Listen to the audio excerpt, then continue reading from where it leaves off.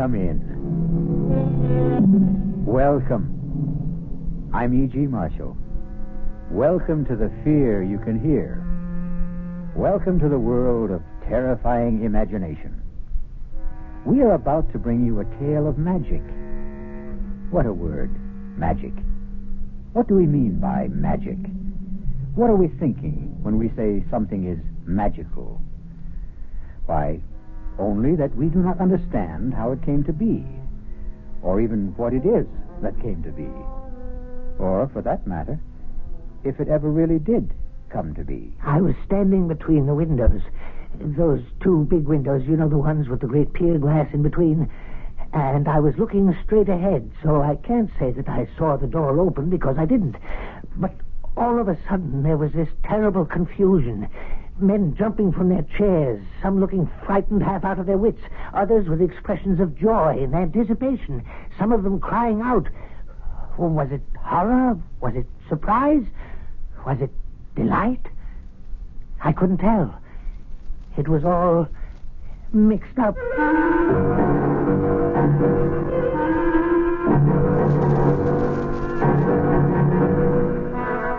Our mystery drama, The Walls of Jericho, was written especially for the Mystery Theater by Elspeth Herrick and stars Robert Dryden. It is sponsored in part by Anheuser-Busch Incorporated, brewers of Budweiser. I'll be back shortly with Act One.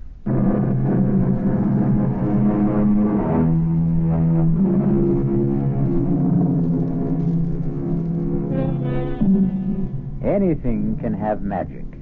A name, a poem, a face, a touch, a phrase of music, a sudden silent thought that brushes across the mind. But it won't be captured. No, not magic. For magic merely happens. Watch out. Ready or not, here it comes. It's cold in here, don't you think, Cudworth? Well, Drindle's gone to fetch another log. We'd best hurry, or the fire will have burnt itself out completely. That's asking a bit much, isn't it? For Drindle to hurry? I suppose one shouldn't ask too much. Ah, poor old Drindle. How old is he now? What will be your guess, Ashley? I wouldn't hazard one. He's been steward at the club since before I became a member. Ah, here he comes. I don't like to see him carrying a log that size. Oh, Drindle. You wanted something, Mr. Ashley? Half an hour ago, Drindle, I asked for a brandy and soda. But you have your brandy, Mr. Ashley. Ah, but have I my soda? Haven't you? Oh, you haven't. I'll get it for you right away, sir. Right away. Possess your soul in patience, Ashley. The club should really start to think of retiring him, wouldn't you say? Start to think? That's all we ever do. We never actually get on with the thinking, do we? Oh, hello. Everybody, have you seen this? Who's making that racket? Higgins just came in. Oh, him. Have you seen it? Have you? Seen what, Higgins? Well, I just took it off the bulletin board, Winthrop. Now, you're president of the club. You should be the first. Read it aloud. At 4 o'clock in the afternoon of January 12th, the devil will come down the chimney of the fireplace in the members' lounge. Let's see that. I just this minute took it off the bulletin board. Now, who's playing jokes around here? Now, who wrote this? Did anyone here put this notice up on the bulletin board? Let me see it, Winthrop. At 4 o'clock on the afternoon of January 12th, the devil will come down the chimney of the fireplace in the members' lounge. What the... that fireplace right there. How very interesting. Not interesting at all.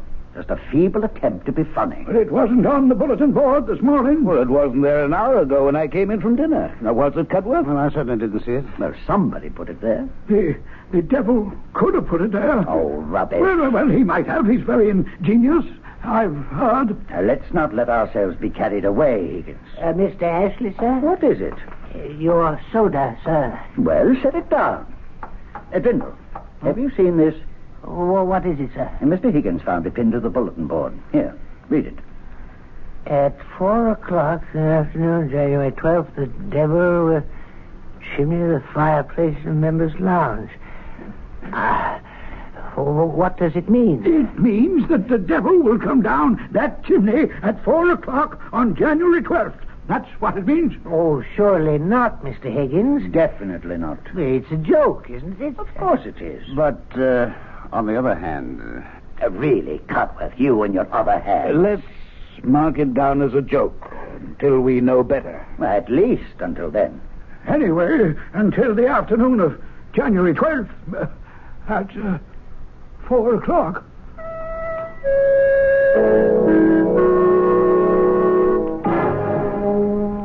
Fools. Halfwits. Come to the table. Boobies, every one of them. Now, your oatmeal will get cold. Those clods. Don't blame me if it's spoiled. I bamboozled them like the bunch of noodles they are. Anytime you'd care to state what you're talking about, I'm all ears, as the saying goes. Meantime, come sit down. The esteemed high and mighty members of the Ralph Waldo Emerson Gentlemen's Club, from the president, the exalted Mr. Amos Winthrop, on down. Oh, them. Imbeciles. Now, you didn't go making trouble, did you? That remains to be seen. Because they're just waiting for an excuse to give you the sack. You're not so young anymore. I know that, Martha. And not always strictly teetotal on the job, I suspect.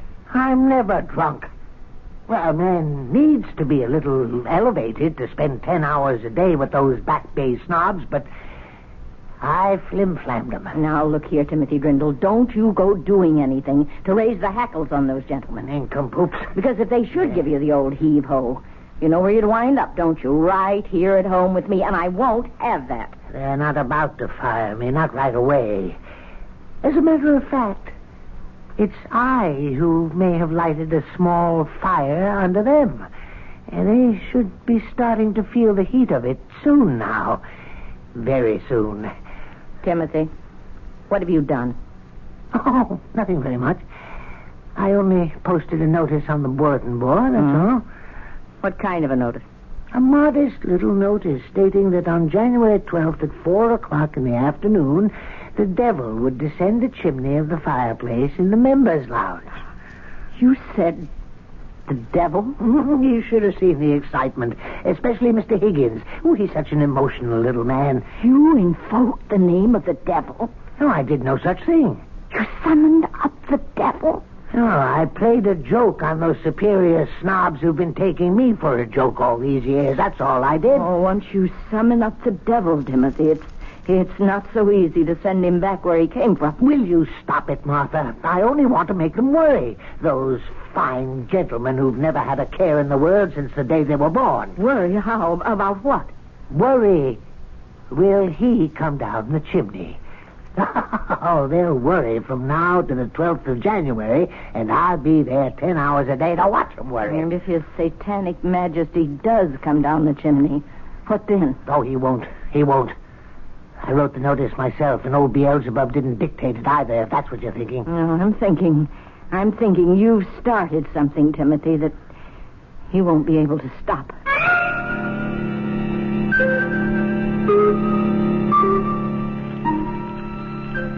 Your coffee, Mr. Winthrop? Oh, thank you, Drindle. That's quite a fire you've got going there. I always try to keep up a good, smart blaze, sir. Nothing special about this particular fire, Drindle? No, sir. It's January 12th, Drindle, and precisely 3 minutes before 4 in the afternoon. Is it indeed, sir? Oh, come off it, Drindle. Surely you're not indifferent to the heralded appearance of the Prince of Darkness down the chimney? Well, it's really no concern of mine, Mr. Winthrop. No, the membership doesn't share your aplomb, Drindle. Lounges filled to overflowing. Oh, so it is, sir, and I'd best stir myself. Other gentlemen will be wanting coffee. Bring me a brandy, Drindle, if you have the time. All the time in the world, Mr. Higgins. Old Drindle's the only cool character in the room. Even Ashley, who thinks this whole thing's nonsense. Ashley doesn't even believe the devil exists, for goodness sakes. Well, he's still been sitting on that little hassock by the fireplace since noon. I tried to get him to lunch with me, but he wouldn't budge. Oh, suspects a trick, no doubt. What do you? Well, it is possible, I suppose. But who'd want to play a trick like that? I mean, even if someone wanted to, how'd he go about it? Now suppose something, or someone, descends that chimney at 4 o'clock, as I am firmly persuaded he will. Who or what could do that? There's a great roaring fire going. Eldrin will saw to that. Well, suppose someone with a perverse sense of humor should toss a dummy down the chimney. We'd find it afterward. Oh, none of it was reduced to ashes. Ah, but something would remain. It couldn't all burn up. Am I right? Well, ask Cudworth. He's the brainy one. Gentlemen, all prepared for the big moment? Hello, Cudworth. Only the devil himself could survive a trip down that chimney. Am I right, Cudworth? I'd say so, yes. It's nearly time. Nervous? Well, I don't know what to think. I mean, I don't know what to expect. The whole thing is nerve-wracking. Positively devastating. It's time. What's that? It's him. It's him. The devil himself. He's there. See him? There he is. There is certainly something there. Someone. Oh, it's the devil. It's old Harry, the devil. Is it really the fiend? Look at him, standing in the flames. He's laughing. Is he really laughing? Oh, that old serpent. Look at him. He's gone. No, he's not. He's still there, in the flames. Laughing in the flames. He's... Well, now he's gone.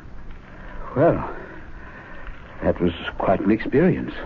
Yes, it was. Oh, 'twas the most wonderful thing that's ever happened to me in my entire life. Oh, really extraordinary. Well, now, are you all satisfied? What do you mean by that, Ashley? His Satanic Majesty failed to put in an appearance. Of course he put in an appearance. You didn't see him? Now, don't tell me you did. Of course we did. He was all in black, head to toe. No, he was dressed in red. Black and red, I thought. Well, he had red hair. You couldn't see his hair. He wore a cap. Saw his hair. It was sort of waving in the flames, a draft or something, but it never caught on fire. I distinctly remember noticing that. He wore a cap. You couldn't see his hair, and his mustache was black. No cap. A cap and a big black cape. He kept his cape around him all the time he was standing there. Yes, but the cape was red, a very bright red. Now, listen to yourselves. Listen, will you? You all saw him. You all say you did. But each of you saw something different. Huh? Red cape, black and red cape. Why, it's ludicrous. It is not ludicrous at all. We were all overexcited, all worked up over this thing, and maybe our accuracy, our powers of observation were impaired. That's possible. Except, I know, he wore a big black cape. Beg pardon, Mr. Higgins? Yeah, don't bother me now, Brindle. Your brandy, sir. Brindle, settle this argument for us, will you? What was the devil wearing? The devil, sir? What was he wearing when he came down the chimney? I wouldn't know, sir. I was not in the lounge. I was fetching Mr. Higgins' brandy. Did the devil make an appearance, sir? How then was the devil dressed? Oh, he was in his Sunday best. His coat was red and his breeches blue. And there was a hole where his tail came through. Those charming lines were written by Mr. Robert Southey at the turn of the century. But not our century. No, 100 years before. Clearly, the devil had time to acquire a new suit of clothes. We'll be back shortly with Act 2.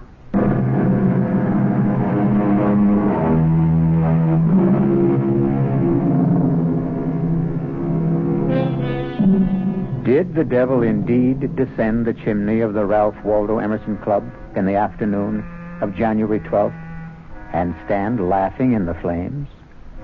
There isn't complete agreement among the club members even now, more than a month later. Cudworth, I have to talk to you. Sit down, Winthrop. Have you seen it? I've seen it. It wouldn't do any good to take it down from the bulletin board, I suppose. Well, half the membership's already seen it and told the other half. Lightning strikes again. I never dreamed it would, did you? Well, it's a slightly different bolt of lightning this time. Not the devil. The white goddess, I believe the notice said. I copied it down. On February 8th, at 6 o'clock in the evening, the white goddess will run naked through the members' lounge. Naked, eh? Cudworth, just who is the white goddess? Daughter of Astarte, I believe. And, just who is Astarte? I'm sorry not to be up on these things, but it's not really in my area of concern. I believe Astarte is the goddess of fertility and sexual love. You don't say. That would account for her being naked, wouldn't it? Cudworth, do we still believe in such things? Goddesses of sexual love? Why shouldn't there be such a goddess? And why shouldn't she have a daughter? And why shouldn't the daughter be called the white goddess? You don't believe she'll run naked across the members' lounge, do you? I didn't believe the devil would come down the chimney. But you did see him, didn't you? Yeah? Or something that looked very like him. Assuming, of course, I know what the devil looks like.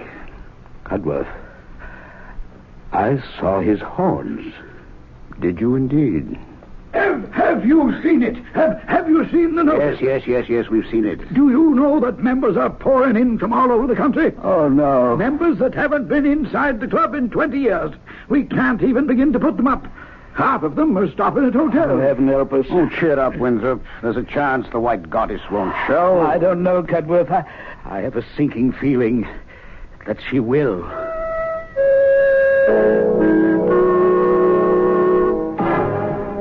There isn't an empty hotel room in the whole of Boston. Why are you doing this, Timothy? What are you getting out of it? I'm getting something off my own back, that's what. I'll never understand you. You haven't up to now, that's for sure. You're playing jokes on people at your age. It's no joke. Well, I don't know what else you could call it. It's a plot. A plot to make them squirm, those fine gentlemen with their fancy ways.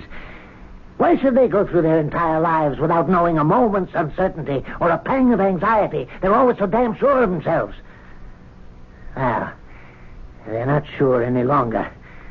They're divided amongst themselves already on the subject of the devil. I hear them jawing away about it in the lounge. Was he there or wasn't he? What did he look like? What did he wear? Mr. Higgins says red. Mr. Winthrop says red and black. Mr. Cudworth says nothing at all, just looks wise. And Mr. Ashley says the devil never came down the chimney at all, so they're every last one of them crazy. I tell you, that chatter in their argument was driving me right up the wall. But I put a stop to it, all right. And just how did you manage to do that? By putting up the notice about the white goddess. That's how. Now they're all talking about her. And when is this white goddess making her debut? 6 o'clock tonight.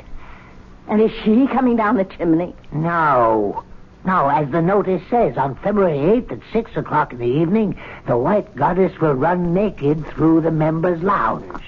Where will she come from? How should I know? I only wrote the notice. But I think it would be nice if she came in through the main door and went out through a window.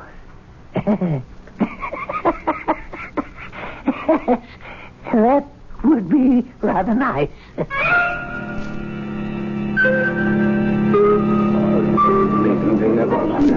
And the room is filling up. It's amazing.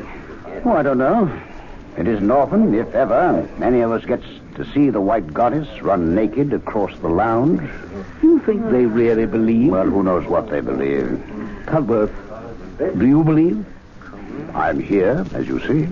I suppose that's the only possible answer. Well, it's the only one you're going to get. Do you believe, Winthrop? Like you, I'm here. What's the time? Cudworth, you always have the right time. Mr. Higgins, the clock on the mantel is exactly right. 2 minutes to 6. Mind if I sit down? We've been saving this chair for you, Higgins. Oh, that's nice of you. Well, the lounge is pretty well filled up, isn't it? Bursting at the seams. Oh, I've been studying all about the white goddess. Daughter of Astarte, who in turn is the goddess of fertility and sexual love. Oh, you knew that.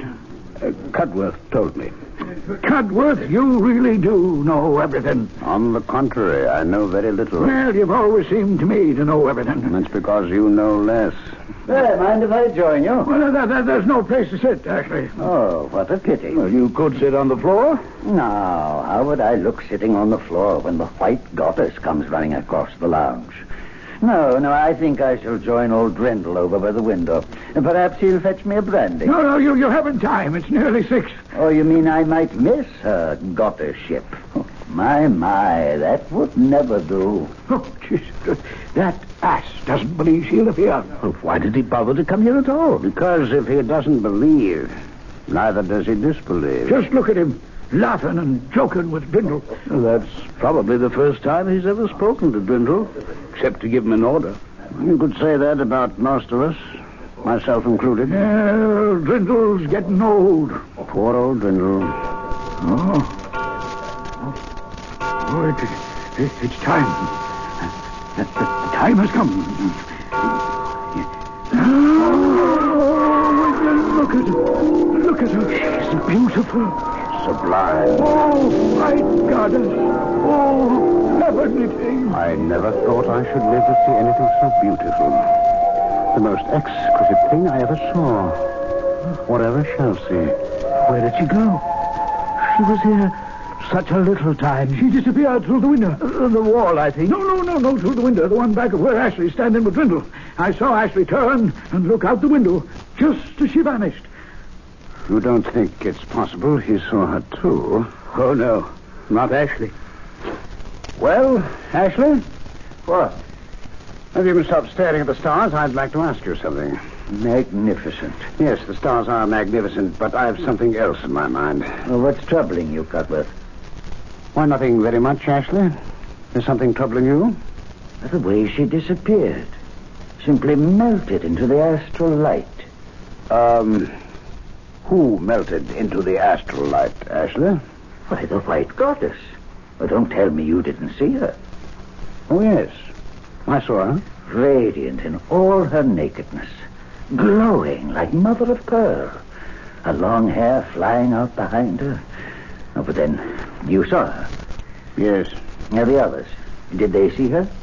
Oh, yes. Of course. So everyone must have seen her. Now, Drindle. Yes, sir? You saw her. No, Mr. Ashley. Oh, come now, Drindle. Of course you saw her.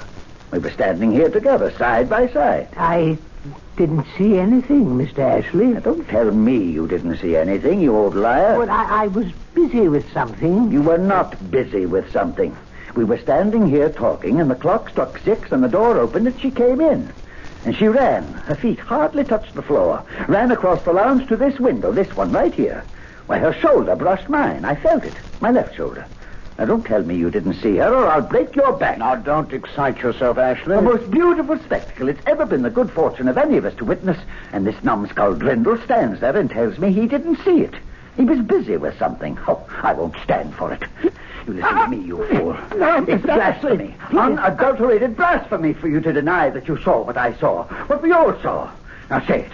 Say you saw the white goddess run across this lounge, didn't you? Didn't you? You say it, or I'll choke the life out of you. Ashley, this is going too far. He saw her. I know he saw her. Now, Mr. Ashley, please, you're choking me. He saw it. He's going to admit it. Ashley! Oh, why couldn't you stay out of this, Cudworth? Now, you might have killed him. Are you all right, Drindle? Yes. Yes, I'm all right. Oh, Ashley, go into the bar and buy yourself a drink. You need it. Yes, I need it. I need it, all right. You're sure you're all right, Drindle? Yes, quite sure, Mr. Cudworth. Oh, by the way, Drindle, did you see the white goddess or didn't you? You don't need to be afraid to tell me. Either way. I didn't see anything, Mr. Cudworth. You see, I was busy with something, and No, I didn't see anything at all.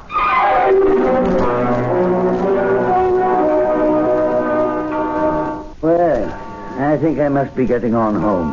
Yes, it's been quite an evening, isn't it? Quite an evening. A never-to-be-forgotten evening. Beautifully put, Ambrose. Well, come along. I'll drop you off. Thank you. So long, everyone. Night all. Oh, wait up. Ashley. Yes, I'll wait for you. Well, Cudworth, a never-to-be-forgotten evening. Well, at any rate, one I'll never forget.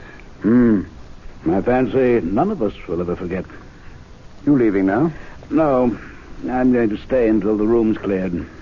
It's about cleared now. Nobody much left? I want to speak to old Brindle. He doesn't look too happy. That was quite a going over Ashley gave him, wasn't it? Looked that way. Ashley can be a rough man. Can't he, though? Well, I'm off for home. Night, Winthrop. Night, Cudworth. A never-to-be-forgotten night. Oh, Brindle. Yes, Mr. Winthrop. May I speak to you for a minute? Oh, yes, of course, Mr. Winthrop, of course. You all right? Perfectly all right. I couldn't help noticing you and Mr. Ashley seem to be having an altercation of some sort. Mr. Ashley was angry, sir, because I wouldn't say I saw the white goddess. And why wouldn't you say you saw the white goddess? Because I didn't see her. But we all saw her, Brindle. Even Mr. Ashley saw her. She wasn't there. But, my dear man, she was there. She ran across the lounge all naked, just as the notice said she would. Now, why do you persist in denying it? Because I wrote the notice. Oh, now, Brindle. And I wrote the other one, too, about the devil coming down the chimney. I wrote them both, and I made them up out of my head. Why are you lying to me, Brindle? I'm not lying, sir. But of course you're lying. I don't know why you're lying. Perhaps to make yourself important in our eyes. I am not lying. But we all saw her, Brindle.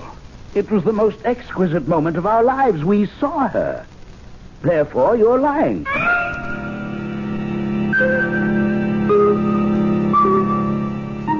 All minds are little. In this great universe of ours, man is a mere insect as compared with the boundless world about him, as measured by the intelligence capable of grasping the whole of truth and knowledge. Yes, Virginia, there is a white goddess. We'll be back shortly with Act 3.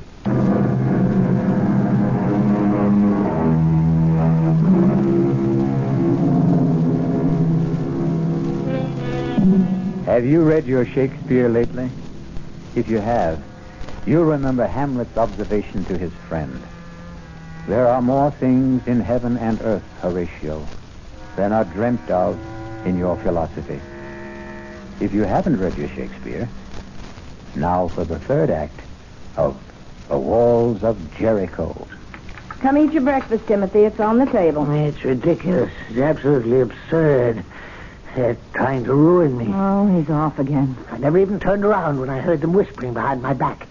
Drindle's getting on. Poor Drindle. Drindle's had a drop too much. That part's true, all right. But when they call me a liar, and to my face, I don't have to take that. Who called you a liar?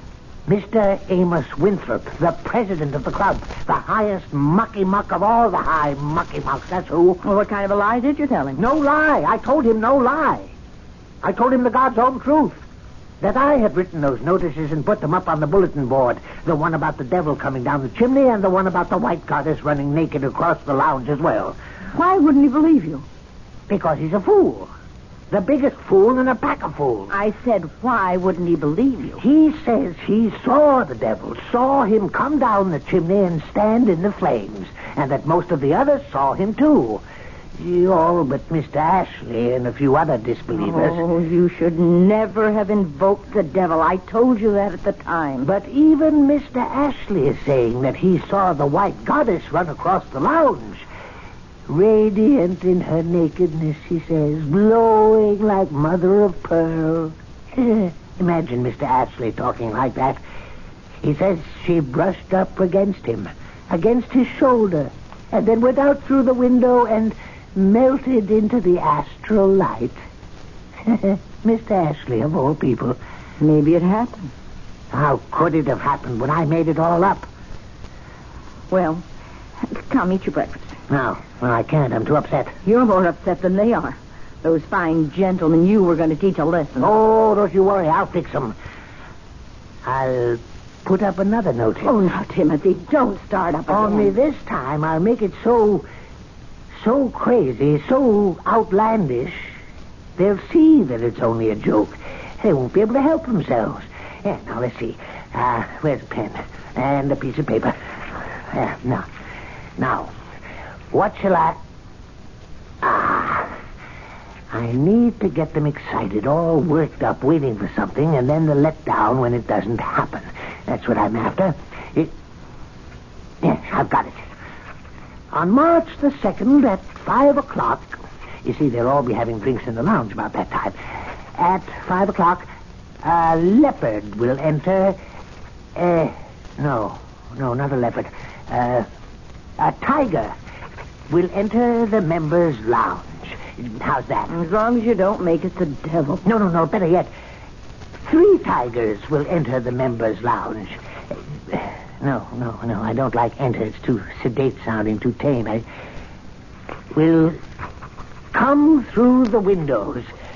We'll crash through the windows. Yes, that's good. We'll crash through the windows of the members' lounge. There. That should put Mr. Winthrop in his place. Somehow, Timothy, I don't think you were born to put Mr. Winthrop in his place. That's where you're wrong, Martha. It's precisely what I was born for, and this'll do it. Wait a minute. I thought of something else. What now? Listen to this. On March the 2nd at 5 o'clock, 3 tigers will crash through the windows of the members' lounge, one of them carrying a chicken in his mouth. Oh. Yeah. How's that, Martha? Huh? How's that? Oh, that's perfect.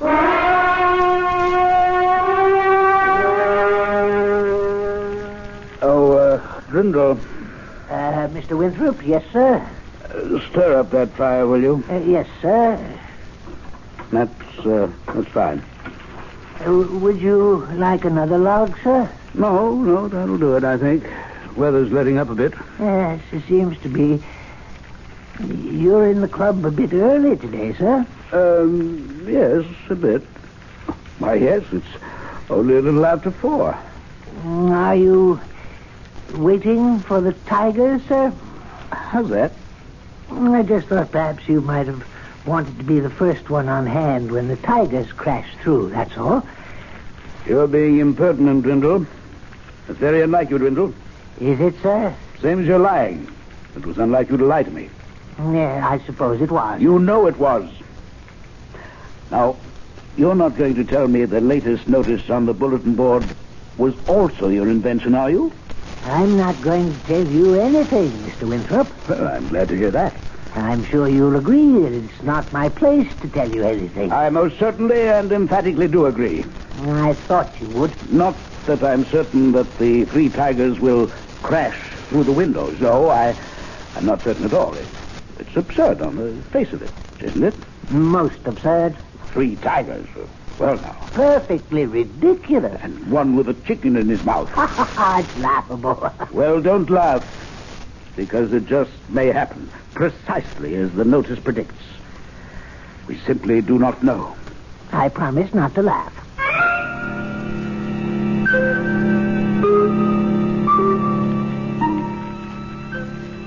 Nervous, Cudworth? A few flutters. It's the uncertainty, of course. I've been here since 4 o'clock. Can you imagine that? I had a hard time staying away myself. I had a few sharp words earlier with Grindle. Sorry to say. The old man's getting very independent, very opinionated. Where is he? He's usually around taking drink orders by now. And he's standing over there by the main door looking very superior. We really have to retire that fellow, Cudworth. Winthrop. Cudworth, do you realize people are standing outside on the sidewalk This isn't a club matter anymore. It's spread all over the city. Oh, I can't say I care for that. It looks like hundreds of people. I tried to get Ashley to be with us for the great event, but he insists on his post by the window. Ashley by the window, old Drindle by the main door. Well, we're well covered. We should be quiet. It's time. I don't think our conversation will either deter or encourage the tigers. Yes, but all the same, you quiet.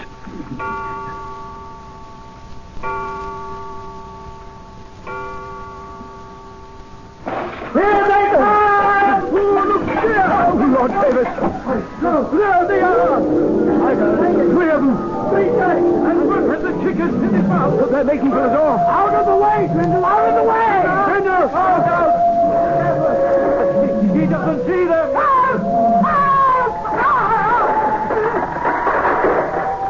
Cudworth, did they...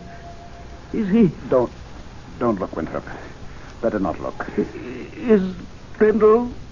Did the tigers get him? I don't know. Well, here's Ashley. Maybe he knows something. Ashley, what happened? Old Grindle's dead. Oh, no. How did it happen? Heart attack, apparently. Not the tigers. There isn't a scratch on him. They simply jumped over him, knocked down the big door, and disappeared. Old Grindle never believed in the tigers. Oh, is it conceivable he didn't see them? Oh, he saw them all right. Well, how can you be sure? Well, don't you remember, just before the tigers reached the door, he called for help. He saw them. He called for help. And he dies. Of fright, do you think? Can you think of anything more frightening than the sight of something you never believed in coming to get you?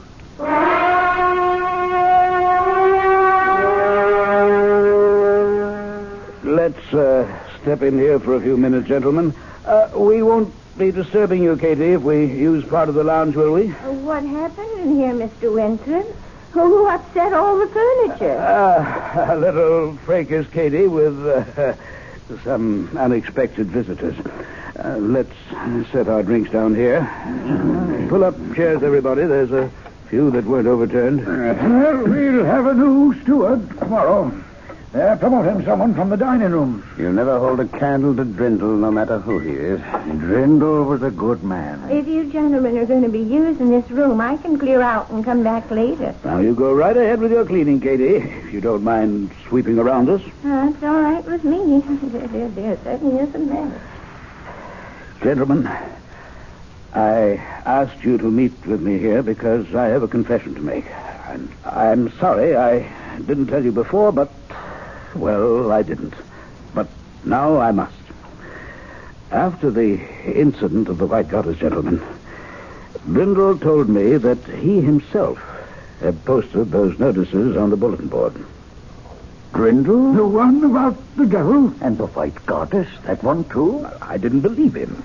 After all, we saw the devil, most of us, and we all saw the White Goddess. And to believe Drindle would be to admit that he had the power to summon them up. What about the three tigers? One with a chicken in his mouth? We saw them too. And in all probability, so did Drindle. And the sight killed him. Is it possible that a man like Drindle had the power to invoke such things? Well, I must now concede that he did. There I must take issue with you, Winthrop. Drindle only put up the notices. The power lay within us, the membership. I, for one, claim no such power. You, for one, have no such power, Ashley. Nor have I. Nor has Winthrop or Higgins or any member of the club separately or consciously. But unconsciously and collectively, the power is ours. Together and without knowing it, we can do such astounding things. Together and without knowing it, we are constantly doing astounding things, are we not? And always have. Both for good and for evil. I call your attention to the biblical story of the Battle of Jericho. We all know that stone walls cannot be shattered by a band of men marching round them, a final blast of trumpets, and a great shout. We know that. And yet it happened. The walls of Jericho fell. Why did they? Consider the circumstances. The Israelites outside the fortress city, the eagerness, the expectancy, and above all, the desire and the belief. Consider the steady tramp of marching feet. Consider the narrowed concentration of the marchers. No man divided in his mind, and no mind divided from the mind of any other man. Consider the psychic pressure created by such a congregation. Mass hallucination? It was no hallucination that Jericho fell to Joshua. No. I should call it mass projection. And that's what happened here? To us? We, all of us, acting in concert, projected these apparitions by the sheer force of our unconscious minds. Then we weren't wrong. We really saw them. The devil, the white goddess, The 3 tigers? one with a chicken in his mouth. We really saw them, even as the walls of Jericho really fell. Beg your pardon, sir. What is it, Katie? Look what I swept up over by the main door, sir. If I am not mistaken, they're chicken feathers. What's been going on here, sir?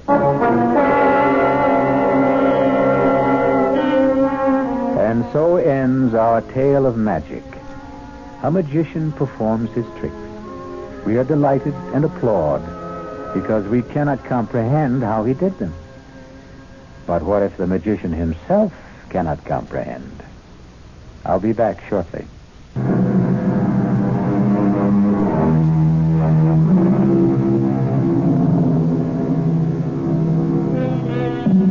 Seek to know the truth, for the truth shall make you free. I believe that, but it's a long search and a weary one. And let's be glad that a lot of mystery remains, and there's a little magic here and there along the way. Our cast included Robert Dryden, Mary Jane Higby, Ian Martin, Ralph Bell, Guy Sorrell, and Sidney Walker. The entire production was under the direction of Hyman Brown. Radio Mystery Theater was sponsored in part by the Kellogg Company, makers of Kellogg's Special K cereal.